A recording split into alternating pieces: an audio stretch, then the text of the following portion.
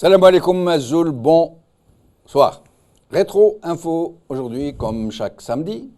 Et donc nous allons essayer de parler de sujets et d'autres qui se sont déroulés au cours de la semaine. Nous essaierons donc de parler de cette tragédie qui a frappé la ville d'Alep en Syrie.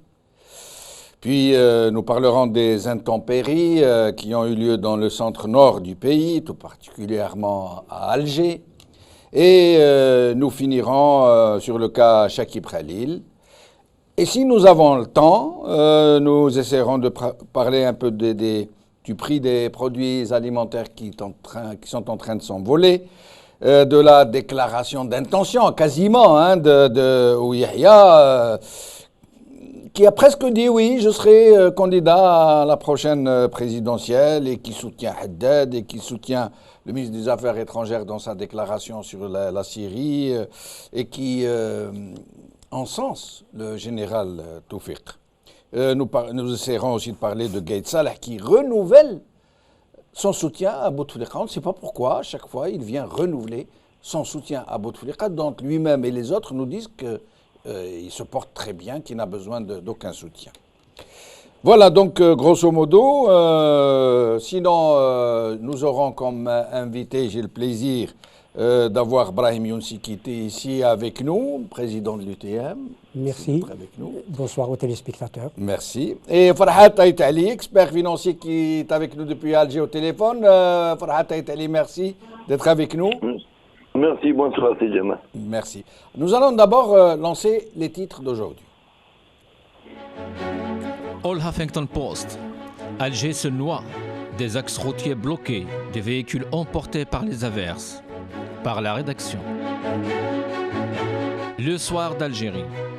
Ben Rabrit fait marche arrière. Les vacances scolaires prolongées. Par Salima Akouche. Télérama. Jean-Pierre Félu. Il faut craindre à Alep, à Nouveau Sabra et Châtillon. Par la rédaction. Alors, donc, je rappelle à mes deux invités qu'ils peuvent s'interrompre l'un l'autre, sans me demander mon avis, pour que ce soit une vraie discussion. Avec plaisir, ça sera fait. Voilà, et donc... J'invite Farhat Ali de m'interrompre quand il voudra. Voilà, exactement. Nous allons commencer par ce qui s'est passé à Alep, dont certains parlent de libération. Beaucoup de médias algériens parlent de libération d'Alep. Et le ministre des Affaires étrangères algérien a fait une déclaration que je trouve personnellement très choquante, puisqu'il considère que Alep vient d'être libéré des terroristes par l'État syrien. À votre avis? D'abord, libération, c'est beaucoup dire. Libéré de qui? Libéré de qui? De la population civile syrienne qui a dû partir sous les bombardements russes. Alep, c'est un drame d'abord humain. Ceux qui parlent de libération, cela veut dire qu'il y a victoire. Oui, ce mot a été prononcé. Pour le moins, c'est une victoire à la Pyrrhus, pour le moins. Ouais. Mais c'est une défaite. C'est une défaite d'abord du régime. Et il le sait, il a des analystes et d'excellents analystes, il le sait, c'est une défaite. La chute d'Alep va entraîner la chute du régime. Dites-nous comment? Parce que la guerre n'est pas finie. La guerre civile. La guerre n'est pas finie, la guerre régionale. La guerre contre les civils. La guerre contre les civils et la guerre régionale. Chacun a pris position, non pas en fonction des enjeux internes, mais des enjeux régionaux et internationaux. C'est-à-dire l'Empire, ou ce que l'on appelle l'Empire américain, et bien entendu la démocratie populaire, entre guillemets, russe. Poutine contre l'Occident. Donc on est revenu à une sorte de guerre qui n'est plus froide, Est-Ouest. Mais pas seulement, je crois. Pas seulement. Pas uniquement, mais on est revenu à ce schéma global Oui. de conflit Est-Ouest. Oui. Que veut Poutine? C'est la question fondamentale. Oui. Si nous savons que l'impérialisme occidental, nous le connaissons, Oui. mais que veut Poutine dans cet échiquier? Que veut-il? Je présume qu'il n'agit pas comme ça, juste Non. pour les beaux yeux de Bachar al-Assad. Ce n'est pas de la certainement. philanthropie. Voilà. Ce n'est pas de la philanthropie. C'est loin d'être la philanthropie. Est-ce qu'il s'agira de rééquilibrer les forces dans la région? Pourquoi? Dans quel but?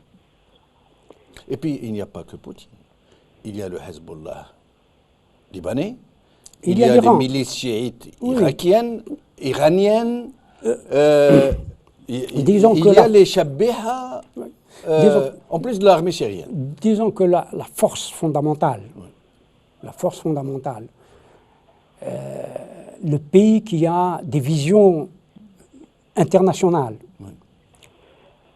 rompre avec cet ordre mondial dont on disait jusque-là qu'il n'était plus bipolaire.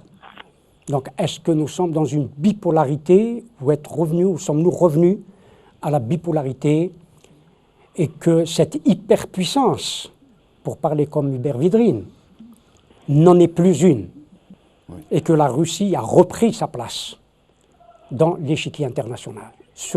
J'en doute. Mais au sujet des djihadistes qui sont sur le terrain et qui ont presque quasi éclipsé la lutte du peuple syrien, le peuple qui résiste, qu'on ne voit plus. Mais aujourd'hui, on ne voit que ces groupes djihadistes qu'on monte en épingle, qu'on ne voit que, il n'y a que qu'on voit, c'est fait exprès, pour qu'on ne voit pas la résistance du peuple. Et de l'autre, donc, il y a des forces étrangères et d'autres, et des soutiens aussi de certaines monarchies de la région qui ne doivent pas agir par philanthropie non plus. Le problème fondamental, nous le verrons plus tard, Oui. et cela va surgir ou ressurgir dans les prochains mois. Mais avant de dire cela, d'abord, Alep doit être reconstruite. Elle a été totalement détruite. Toute la Syrie, hein, Tout- presque. Nous sommes sur Alep. Oui. Alep a été totalement détruite. La plus vieille ville habitée du monde, de l'histoire de l'humanité. Tout à fait. Donc détruite. Qui va la reconstruire? Est-ce les Russes qui vont reconstruire Alep? J'en doute fort. Ouais. Ça sera les Occidentaux. Mais pour reconstruire, il faudrait d'abord instaurer la paix. Oui, Ce d'une qui est part. loin d'être le cas. La paix n'est pas là, mais dépassons ce stade. Oui. Qui va reconstruire Alep? Ça sera les Occidentaux. Et nous le voyons dans le cas iranien. L'Iran n'achète pas russe. Il s'adresse à Boeing et à Airbus pour équiper sa flotte. Oui. Ceci d'une part. Ça D'autre veut dire part. est-ce qu'on doit se poser la question à qui profite le crime? Oui, mais pas seulement, je ne dis pas. C'est-à-dire que les relations, cet Occident diabolisé va devenir un partenaire comme il l'est Oui, oui. avec l'Iran. Ça Il va veut dire devenir... il est gagnant, pile je gagne, fils tu... Absolument. Face tu perds. Absolument. Indéniablement, Poutine, pour le moment, on ne sait pas ce qu'il a gagné ou ce qu'il va gagner. Quelles sont les conditions qu'il va poser, d'abord, à Bachar al-Assad lui-même. Et au bout, et en face, il y a le Golan. Oui. Et il y a l'enjeu. Il y a Israël qui a reçu des réfugiés syriens Absolument. au Golan. Absolument. C'est incroyable. Hein. Absolument. C'est un coup de com' là, absolument. Mais il y a la question de la Palestine. Oui. Il y a la question. Comment va-t-elle se poser? Or, depuis quelques mois, Et Israël qui vient d'être condamné par l'ONU En plus. pour la première fois. absolument, avec Et l'abstention. sans que les États-Unis ne s'y opposent. Absolument, avec l'abstention des États-Unis. Bon, disons que cela, on peut le mettre sur le départ. Obama qui veut sortir un petit peu Voilà. de façon honorable, mais Disons, trop tard. Absolument, disons les choses ainsi. Mais le problème se pose de façon sérieuse parce que la question des deux États devient évanescente. On l'évacue. Oui. On sait aujourd'hui qu'il n'y aura pas d'État palestinien. Vous pensez? Il n'y aura, étant donné l'état des choses, Oui. qu'est-ce que Poutine va faire dans cette affaire? Qu'est-ce qu'il va faire? En tout cas, il ne fera rien pour les Palestiniens, il n'y a aucun doute là-dessus. Bon, alors donc, la conclusion, le résultat est au bout de la réponse à cette question. Si vous permettez, oui. c'est ça l'enjeu fondamental et essentiel. Depuis quelques semaines, depuis quelques mois, on parle de nouveau de l'option jordanienne. Et on parle de plus en plus, il y a des gens qui bougent. Ça veut dire une Palestine une fédération fédérée à la Jordanie, comme c'était le cas avant 1948. Absolument. Une fédération. Retour à la case départ d'une autre manière. Absolument. Une fédération jordano-palestinienne. Avant 1948, sauf que la Palestine aura été amputée de 90%. Oui, pas bien sûr, évidemment. C'est la seule différence. Évidemment. Il ne restera plus que Gaza et quelques enclaves. Voilà, et quelques enclaves. Et les populations qui vont rejoindre. Et nous allons demander à Farhat Aït-Ali de nous donner son avis sur cette question. De mon point de vue, je ne parle pas de libération d'Alep et encore moins d'une occupation aussi d'Alep, parce que je crois que c'est une reprise d'Alep. Parce qu'il existe un gouvernement en Syrie, il vaut ce qu'il vaut, c'est une dictature. C'est pratiquement l'un des sous-produits de Sykes-Picot et des arrangements occidentaux des années 20 et 30. Toujours est-il que il y avait quand même Alep-Est qui était sous occupation de rebelles syriens au début, mais après ils ont été pris en tenaille. Pratiquement le relais il est directement passé à des agents étrangers.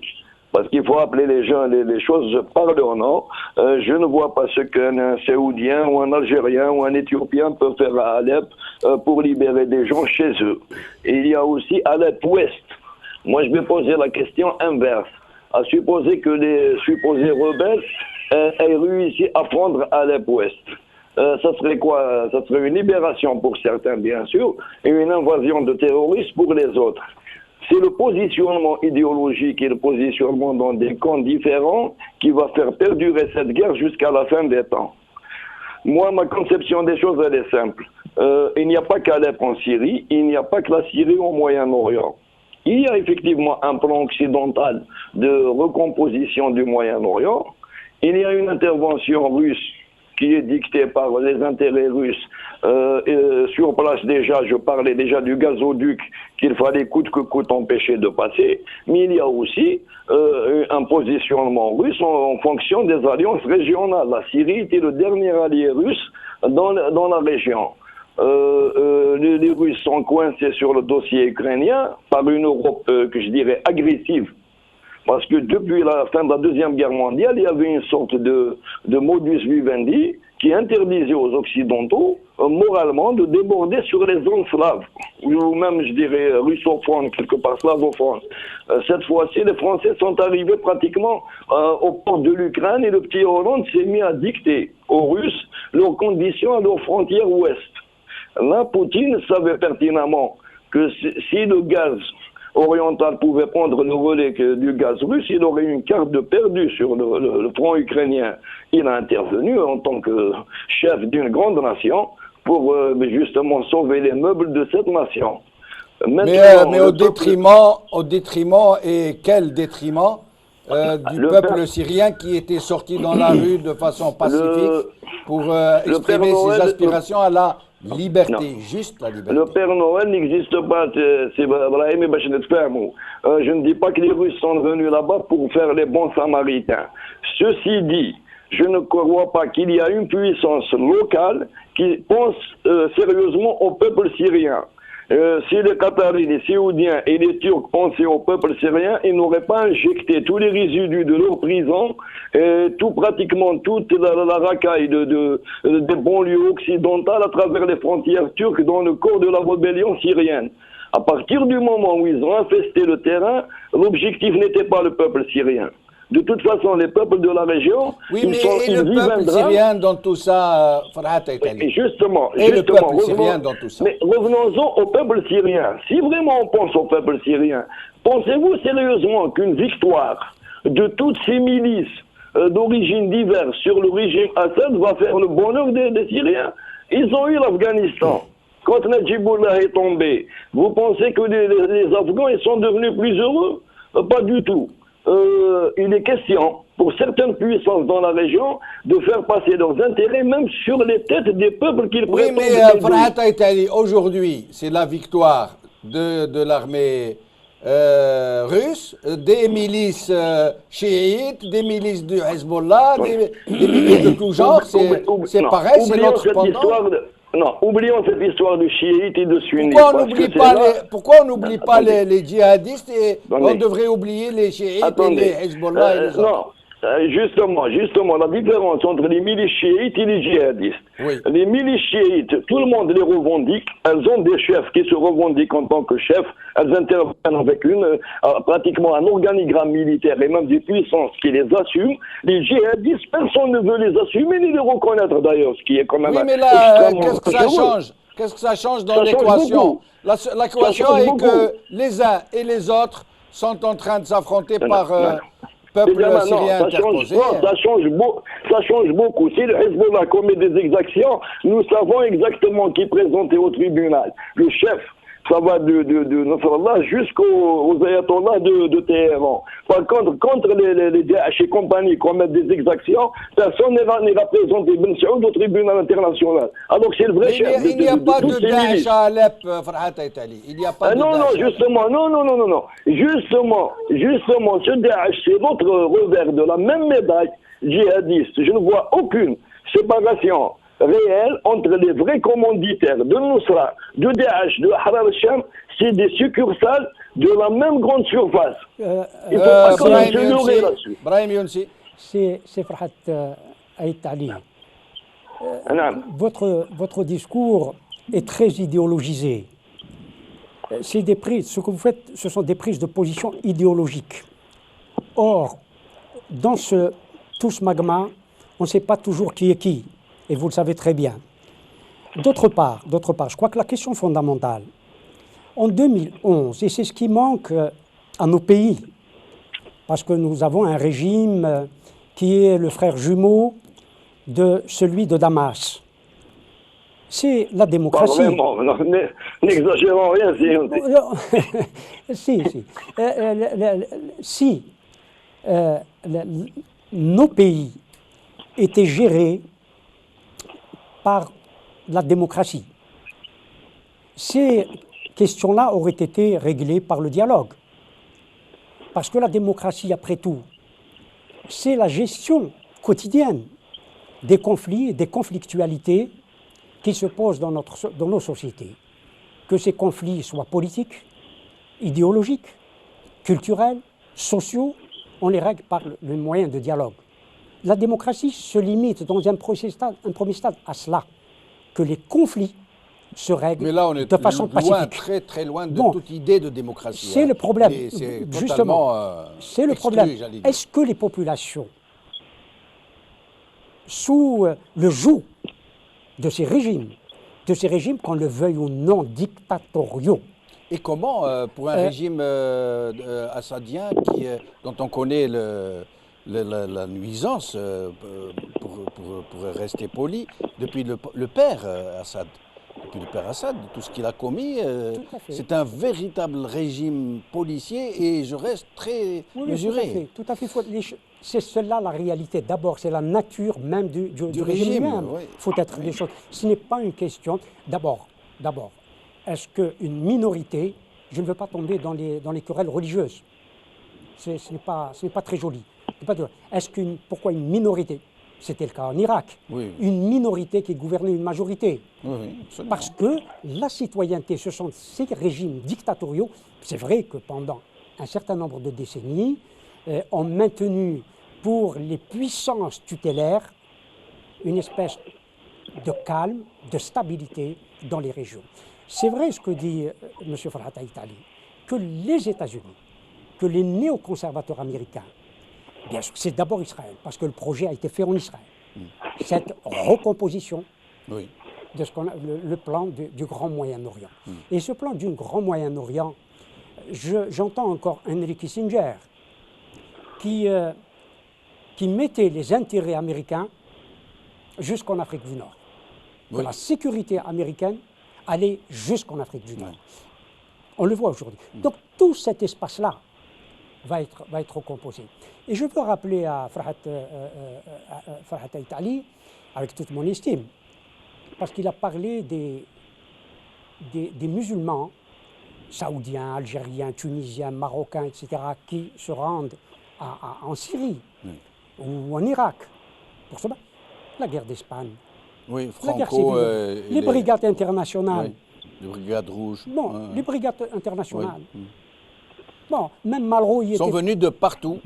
De partout. Monsieur, vous n'allez tout de même pas comparer les brigades de gauche internationale à l'internationale des zombies, quand même. Non, les brigades internationales ne coupaient pas les têtes des enfants. Ces brigades de gauche étaient aussi des zombies. Je crois que vous connaissez la guerre d'Espagne, elle était affreuse. Elle était affreuse et les brigades de gauche ont commis des massacres et des crimes. Non, écoutez, soyons sérieux. Les brigades d'Espagne défendaient la République. Nous allons laisser Farhat Aït-Ali répondre parce qu'on vous parle ensemble, on ne vous écoute pas. Farhat Aït-Ali, un dernier mot, puis je vous laisse répondre, puis nous allons changer de sujet.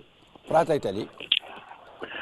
Sérieusement, moi, en Algérie, si je trouvais des brigades internationales de ce genre-là, même impliquées contre le régime que je n'aime pas beaucoup, je ne laisserai pas un seul prisonnier vivant s'il n'est pas algérien dans un conflit.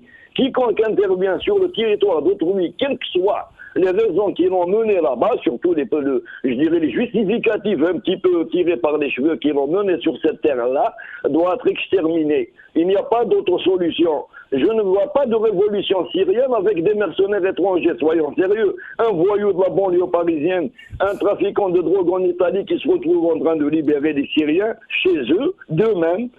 Je suis contre Assad génétiquement. Je suis contre les régimes de Baptiste Arabo, nationalistes, Abdel Nasser Warwah, mais pas au point de les remplacer par le néant, par le chaos intégral.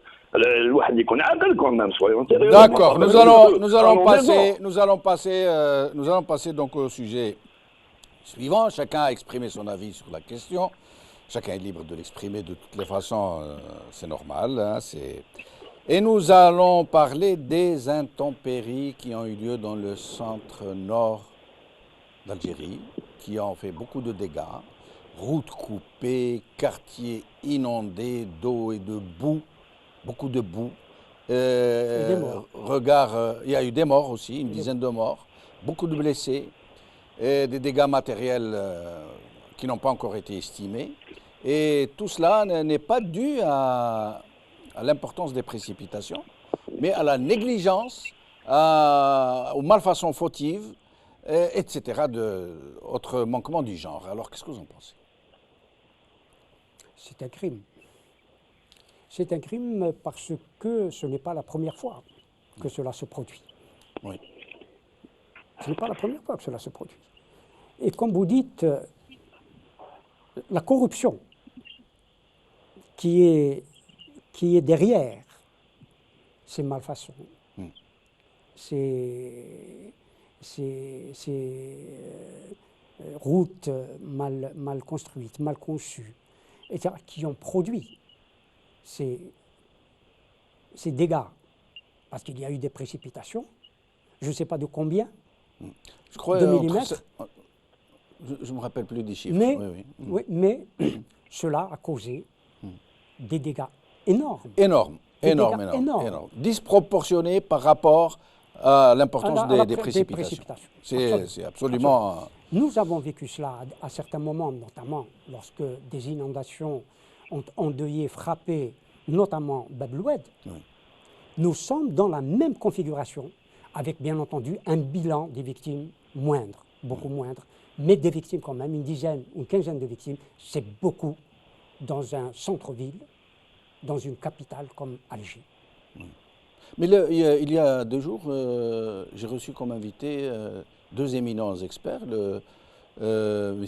Chelroum et Boudaoud, qui nous ont appris des choses absolument incroyables. Par exemple, que 80% du bâti ne répond pas aux normes. Et que la plupart de ces bâtis se trouvent dans les lits d'Oued ou au bord d'Oued, par exemple, ou sur le parcours des Oued. C'est incroyable, sans parler des normes urbanistiques, etc. L'autoroute. Oui. Alors l'autoroute, ils nous ont appris que le kilomètre d'autoroute algérien coûte 13 millions de dollars, soit 4 fois le prix de l'autoroute au Maroc, qui est 1000 fois meilleur et de meilleure qualité que la nôtre, que le projet du siècle. Comme le stade. Voilà. Bon. Frata est allé Oui. à ce sujet de ces précipitations qui ont provoqué tant de dégâts. Franchement, quand on voit la pluviométrie d'Afrique du Nord en général et d'Algérie en particulier, on se dit que des précipitations qui font autant de dégâts, ça prêterait à rire si ce n'était tragique quand même. Il est vrai que la configuration de nos oueds, de nos terrains, peuvent entraîner de très fortes crues quand il y a des précipitations continues sur 48 heures, mais le gros du problème, comme le disait M. Chelroum dans votre émission, vient du fait que l'implantation du bâti ne correspondait pratiquement pas à la configuration du terrain. À partir de la fin des années 80, on s'est mis à distribuer à tort et à travers des terrains à des gens qui les ont reconstruits de manière empirique. La puissance coloniale, quand elle était en Algérie, elle a pris, dans ses études, elle a pris en considération le fait qu'il y a des dénivelés, des affluents d'oued, donc à chaque endroit où elle était censée construire sur les rives, ou bien faire un boulevard sur le lit d'une ancienne rivière, il y avait des canalisations qui prenaient en charge justement l'ancien oued, qui lui donnait un droit de passage en underground. Avec les génies qui ont pris en charge notre destinée après, certains ont eu le malin plaisir, ou je ne sais pas, l'idiotie de fermer certaines canalisations, d'autres ont laissé toutes sortes de détritus prendre en charge ce qui restait des canalisations anciennes. Comme elles sont vieilles de toute façon, on ne les a pas confortées. On assiste à chaque crue, à chaque hiver, à ce genre de catastrophes qui, pour moi, sont beaucoup plus dues à l'incurie des gens chargés de ce secteur qu'aux intempéries elles-mêmes. Partout où l'élément humain n'a pas intervenu justement pour saturer les rives des ravines ou des oueds locaux par des constructions anarchiques, il n'y a pas eu de grosses catastrophes ou de problèmes. Mais là où nous avons intervenu avec un urbanisme anarchique et des ouedis qui passent plus de temps à planter des fleurs et des palmiers qu'à regarder en sous-sol sur quoi reposent exactement nos vides, eh ben, le résultat, vous le voyez. Le fameux trou de Ben Aknoun, quand il y a eu le trou, j'avais écrit à l'époque que ce trou-là en surface était le frère jumeau, peut-être même cadet, d'un autre trou un peu plus grand, un peu plus bas, parce que cette terre n'a pas disparu. Ils sont venus là pratiquement emblayer tout le terrain, reboucher le trou, même à la fin. J'avais dit que tant que vous n'avez pas réglé le problème des canalisations qui ont éclaté en bas, ça va revenir. Aujourd'hui, le ministre vient d'accuser un autre ministre qui n'a rien à voir normalement, parce que c'est le ministre des Ressources en eau. Sa mission n'est pas de canaliser l'eau des oueds vers la mer, mais de la capter vers la consommation. Je parle du ministère des Ressources en eau. Par contre, le gars des Travaux publics, qui a délégué au ministère des Ressources en eau la tâche de dévier le lit d'oued romain, apparemment, l'un a compté sur l'autre et l'autre n'a pas assumé. Et bien aujourd'hui, il accuse son collègue d'avoir foiré le coup. Au lieu de patienter Charles et de faire du travail propre, ils ont préféré faire ça en 48 heures pour tenir une sorte de défi ridicule. Un défi contre les Japonais. C'est comme à croire qu'une fois qu'on a réglé le problème du trou, on devient une puissance égale au Japon dans les autres domaines. Donc, on n'est pas loin du Burundi dans beaucoup de domaines.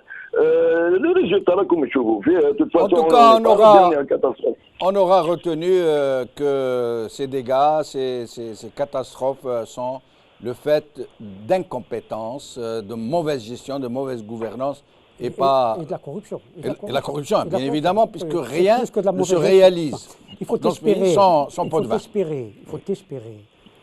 On prie tous les jours pour cela, qu'il n'y ait pas de secousses telluriques de plus d'eux, parce qu'on a construit à la population des logements sans normes. C'est ce que nous a dit l'expert en question. Il a dit le jour où il y aura des séismes importants, ce sera une catastrophe indicible. Et c'est pire que ce qui s'était passé à Boumerdjas. C'est Brahim, à propos de la corruption. Un jour, j'étais en Tunisie, je roulais comme ça dans toute la Tunisie, je n'ai pas trouvé un seul nid de poule, du temps de Ben Ali, une seule ornière, rien. J'étais très étonné. C'est des petites routes qui ne sont pas aussi larges que celles d'Algérie, mais sont de très bonne qualité. Alors, comme je connaissais à l'époque un haut fonctionnaire là-bas, qui avait fait ses études à Constantine, et qui est assez familier avec moi, je lui avais demandé, je lui ai dit, comment ça se fait que vos routes sont aussi bonnes? Il n'y a pas de corruption chez vous, quoi? C'est quoi? Il m'a répondu quelque chose qui m'a vraiment sidéré. Il m'a dit, détrompe-toi. Chez nous aussi, il y a de la corruption. Et elle est systématique. L'entrepreneur qui veut prendre un marché, il paye le pot de vin, il graisse les pattes. La différence avec vous, et lui connaissait l'Algérie, c'est que les entrepreneurs, ils prennent leurs bénéfices sur la qualité du travail. Alors qu'en Tunisie, la partie pot de vin, elle est prise sur son bénéfice à lui.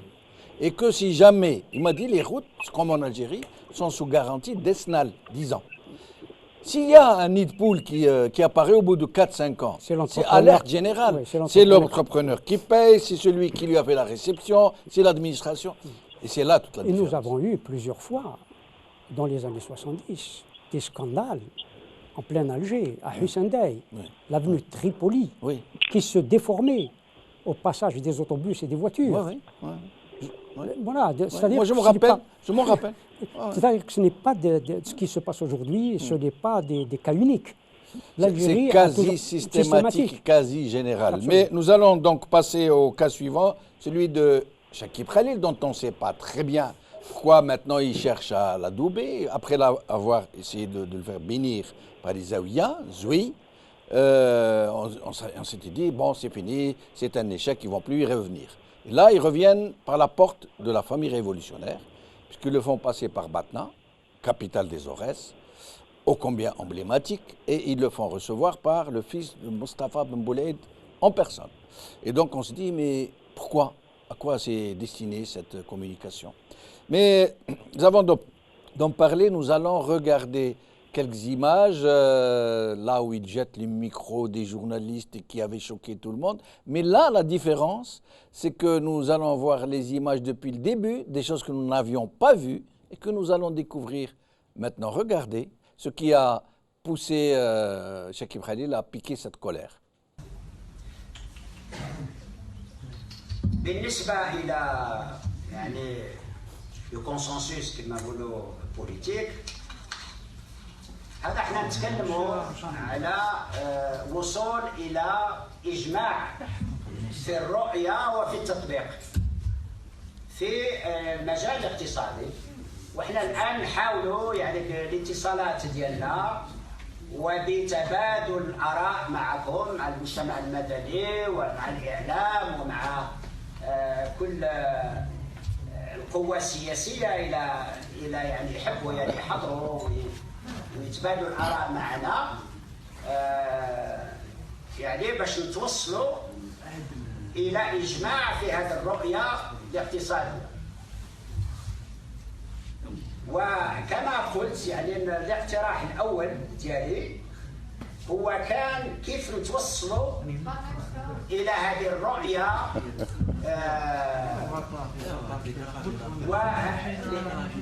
والإجماع على هذه الرؤية. راح نكون بعد علينا هذه.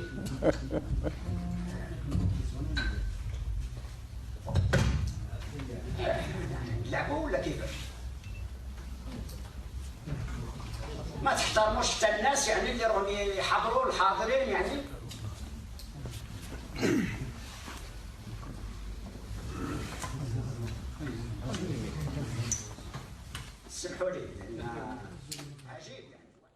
Très franchement, bon, sa réaction n'était pas normale, mais moi, hier, je suis tombé de rire quand j'ai vu ça. On va regarder les images, surtout celle du journaliste qui est là, là qu'on voit à la gauche de l'écran, en avant-plan. Regardez, on va revoir. Regardez comment c'est comme si Chakib Khalil n'était pas en train de parler. Le journaliste qui cadre, qui arrange le micro, qui les déplace, qui ne sait pas que lui, il apparaît en premier plan. Regardez. Normal. C'est comme si Chakib Khalil n'était pas là.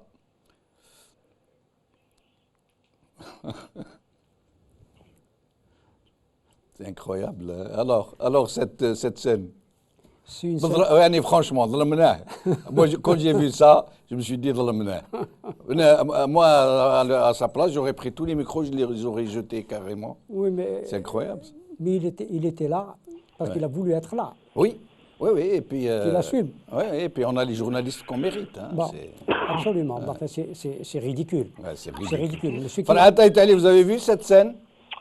J'ai vu les deux scènes. Bon, j'ai mal pris parti au départ pour les journalistes, mais après la deuxième scène, je me suis dit qu'ils ont abusé quand même, un peu trop même. Oui. S'ils ne voulaient pas vraiment de sa conférence, ils n'avaient qu'à ne pas y aller. Mais franchement, là, de l'encercler avec des micros et faire le va-et-vient devant sa tête comme si c'était une sorte d'animal de foire. Et puis ils c'était vraiment un manque de discutaient respect. entre eux, normal, ils échangeaient. Non, c'est un manque de respect total. Quand moi, personnellement, quand je n'estime pas quelqu'un, je n'y vais pas. C'est Ouais. du mépris pour la profession, c'est du mépris pour la personne et pour les spectateurs aussi. Hein. Vraiment, c'était malvenu ce qu'ils ont fait. Alors, nous allons donc parler maintenant du retour de Chakib Khalil. On dirait que c'est une opération en phase 2, après l'avoir passé par les Zaouïas. Maintenant, on le passe par la famille révolutionnaire. En vue de quoi? Pourquoi? Qu'est-ce qu'on prévoit pour lui? Vraisemblablement, d'abord le blanchir. Ça veut dire juste le soustraire aux poursuites internationales éventuelles, en lui donnant une sorte d'immunité peut-être. D'abord, c'est une opération blanchiment. D'accord. Ensuite, bien sûr, Nous avons un problème avec le micro. Je reviens à Farhat Aït Ali. Farhat Aït Ali. Oui, Jamal. Donc, alors, ce retour sur la scène de Chakib Khalil via la famille révolutionnaire. Ouais, bah, de toute façon, ça a commencé il y a peut-être presque une année avec l'histoire des Zaouïas. Mais bon, maintenant, on est passé à la vitesse supérieure avec la famille révolutionnaire. Enfin, je ne sais pas ce qu'on pourrait éventuellement appeler la famille révolutionnaire aussi, hein, parce que le fils d'un grand martyr n'est pas forcément un grand révolutionnaire. Mais bon, ceci dit, je crois qu'il y a un repositionnement de la personne sur l'échiquier politique algérien. Ce n'est pas une question de le soustraire à la justice internationale qui vaut ce qu'elle vaut en la matière aussi, hein.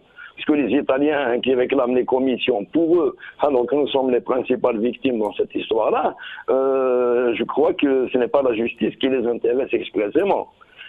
Jusqu'à preuve du contraire, ils n'ont pas encore émis quoi que ce soit contre Chakib Khalil personnellement. Donc ils veulent se ménager eux aussi une nouvelle porte d'entrée en Algérie. Je crois qu'il y a de fortes chances qu'il soit le prochain Premier ministre à première vue. Hein. Oui. Alors, Brahim aussi. donc j'ai dit que c'était une opération de blanchiment. Ensuite, il y a l'impunité de cet homme accusé de détournement de fonds important. On vient d'en toucher un mot. Oui.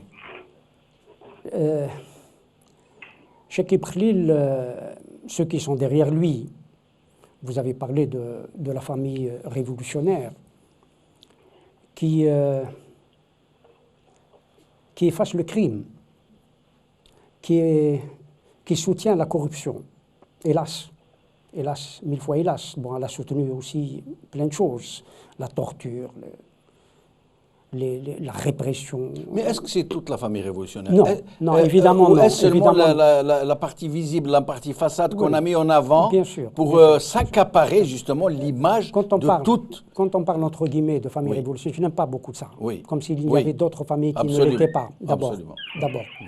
Quand on parle de cette famille révolutionnaire, entre guillemets, c'est celle qui est institutionnalisée. Oui. Parce que vous avez de grands révolutionnaires, on en a parlé ici, quelques-uns qui se sont retirés de toutes les fonctions qu'ils avaient au lendemain de l'indépendance, qui sont encore vivants Oui.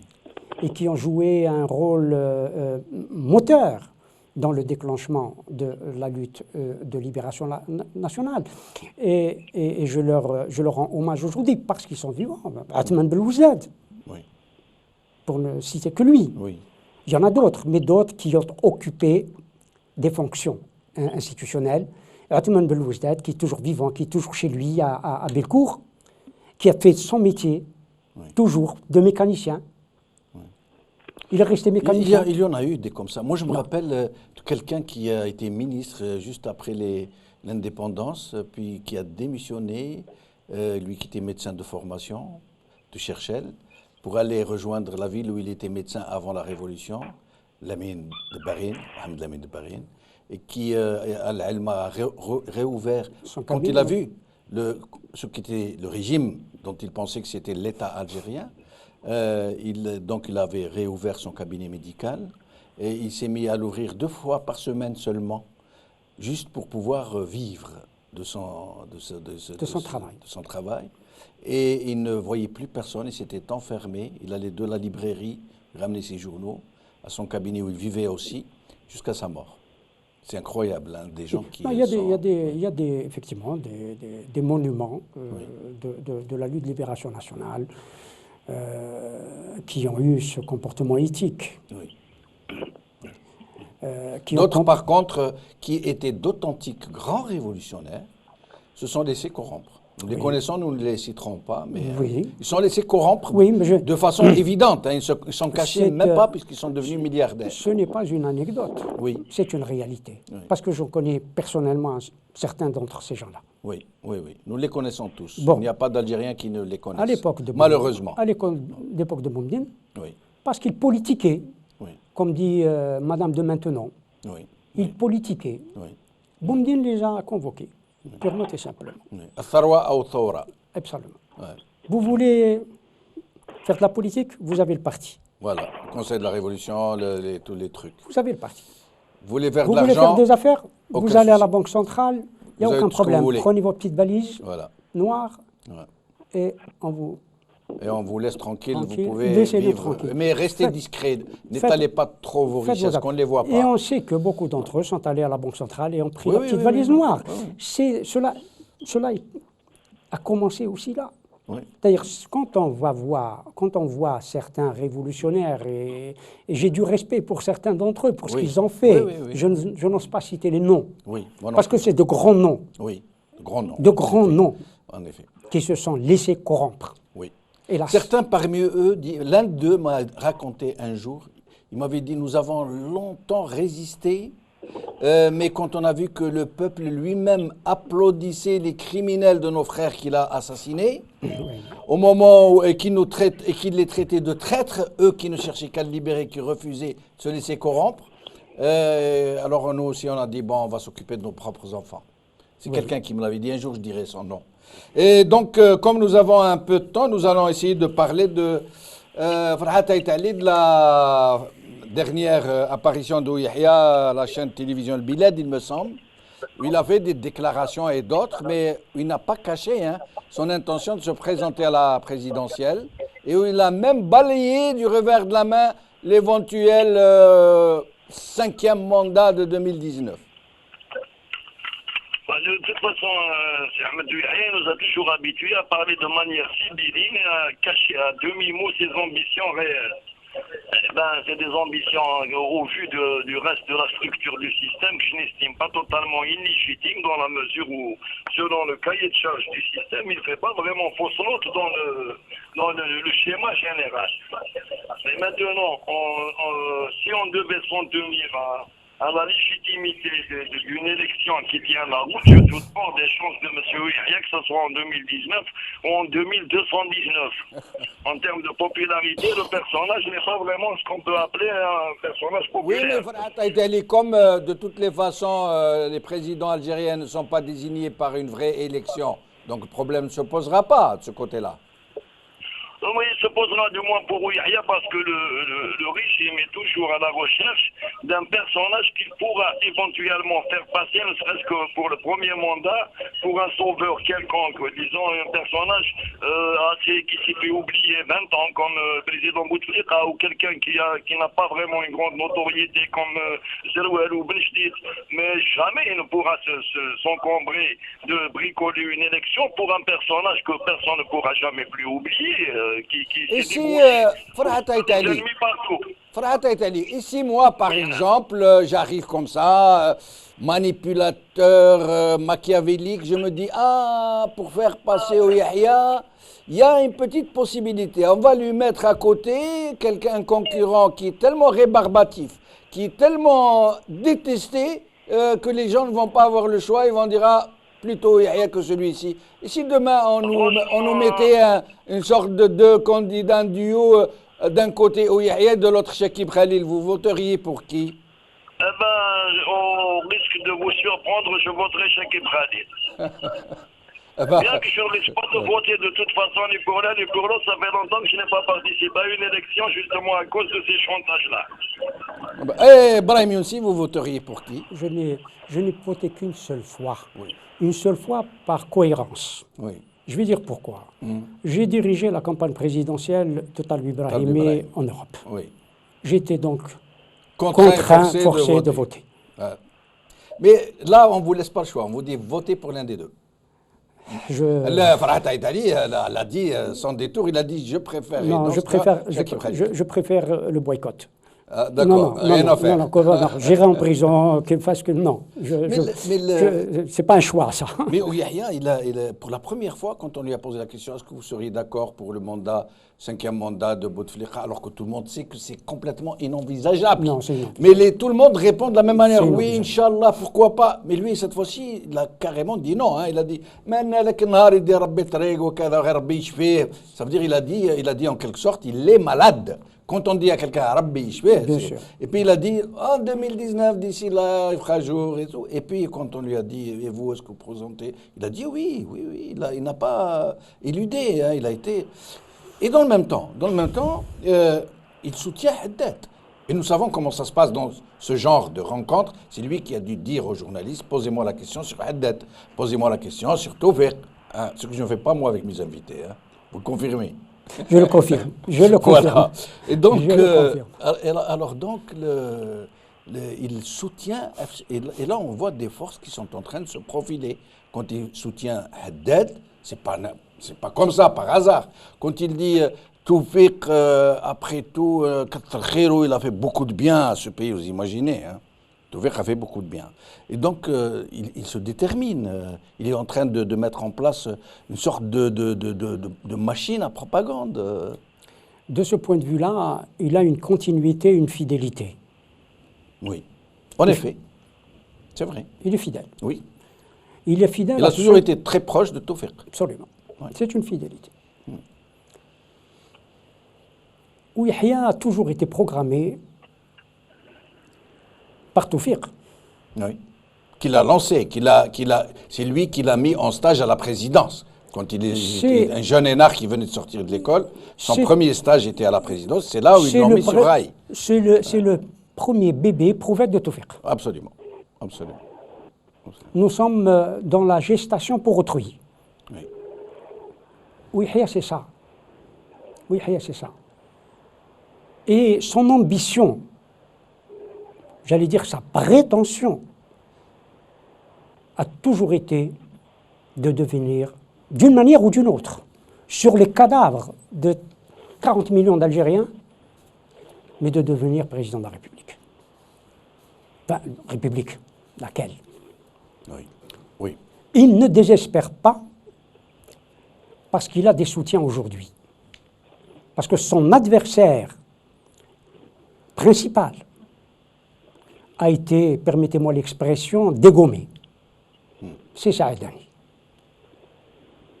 Le départ de Saadani a ouvert, est-ce qu'il y aura des obstacles devant lui demain? Mais déjà, cet obstacle Saadani est levé pour lui. Donc nous en reparlerons la prochaine fois. Il ne reste plus de temps, il reste environ 1 minute. Farhat Aïtali, pour conclure.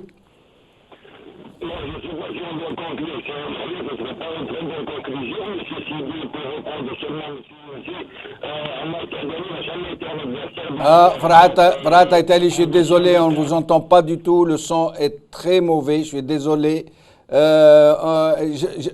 J'espère qu'on aura l'occasion de vous inviter encore une fois pour en parler. Ce sont des sujets très intéressants et dont les développements ne manqueront pas, des développements très importants aussi, ne manqueront pas de se produire. Brahim aussi, un dernier mot. Ce qui me fait de la peine, beaucoup de peine, ce n'était pas prévu, comme quoi les questions n'étaient pas posées à l'avance. Oui. C'est qui était prévisible. Mais le spectacle, pire que le spectacle, les purges qui se produisent au FFS, cela me désole terriblement. Voilà ce que je voulais. Oui. C'est désolant de voir ce spectacle-là. En effet, en effet. Désolé, nous n'avons pas pu rappeler Farhat Aïtali. Merci à lui, merci à Brahim Younsi. Merci à vous, chers amis téléspectateurs, d'avoir suivi cette émission. Bkhaw ala khair, salam.